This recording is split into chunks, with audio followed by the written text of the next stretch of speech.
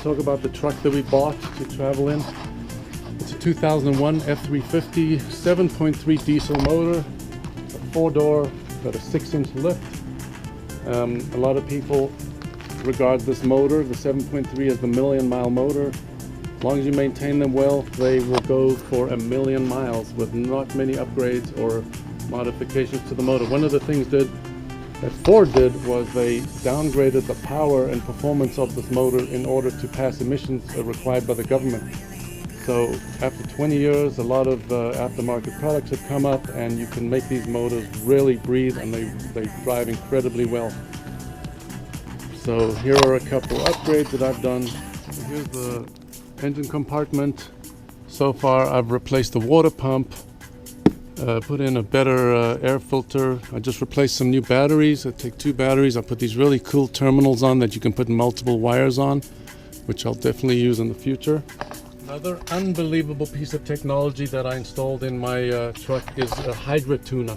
I know a lot of tuners harm motors, but there's been a lot of research done on these things. Basically, you have this little, it's got up and down arrows. You can change the numbers.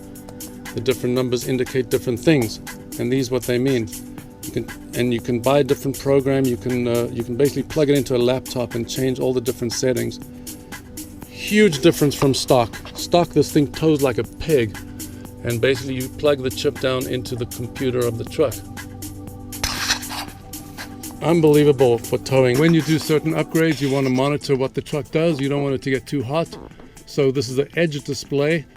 It shows the exhaust gas temperature, transmission temperature, shows the battery voltage, boost pressure, a whole bunch of other things. You can check for codes, you can clear codes, you can calibrate your wheel size.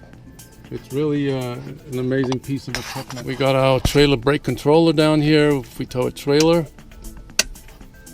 Another thing which my mechanic did was put a 4-inch straight pipe with no catalytic converter. There is a muffler though. It's nice and nice 4-inch thick exhaust, which lets the truck breathe like it should. I also put on these modernized powered mirrors, which let you see a whole bunch more. These are the extension ones. They slide in, they slide out for towing. I just leave them out most of the time. We've had the truck for about 8-9 months now, and it rode like absolute crap on the freeway, bouncing up and down, because this truck was built with a 4 set of leaf springs on all wheels, no coil springs.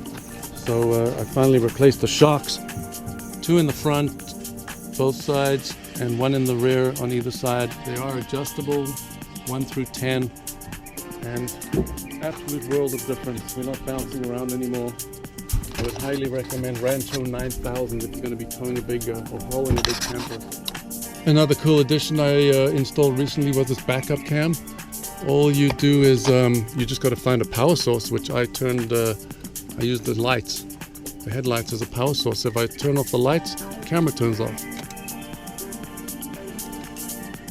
At the back of the camper, I just removed one of the running lights, and I used the camera. I put the camera there, and I used the running light power source, and pretty much just plug and play.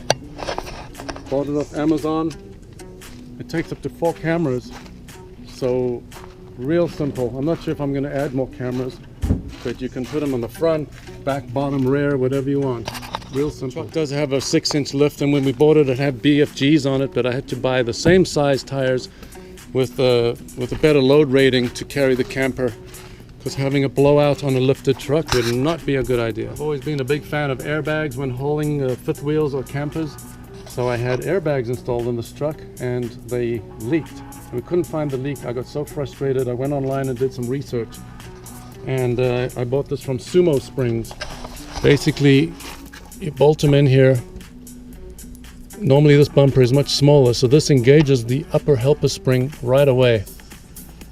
And for the bottom helper springs, I used some plastic tree felling wedges, just zip tied in there. So basically, as long as you're engaging the upper and lower helper springs like the truck was meant to, and they spent probably millions of dollars in engineering, why put in some rigid, bouncy airbags when you can make the leaf springs work like they're meant to, and it rides incredibly well.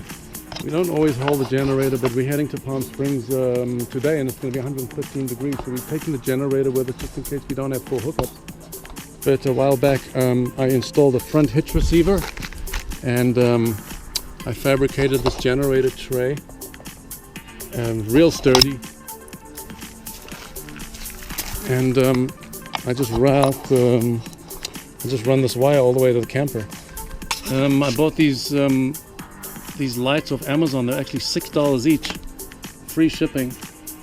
And then I replaced the aftermarket headlights. I thought they were pretty cool. They look pretty badass compared to the old stock ones. I also put these fender flares on for looks, and they're also functional because the wheels do stick out a little further. So if we do go through mud, it sprays it up against the body, but now it keeps all the mud and stuff over here, and it looks kind of cool. Really easy to install. Just ABS plastic. Okay, that's about it for the truck. I guess it's just like a never-ending project, but it's way better than paying around $950 to the bank every month.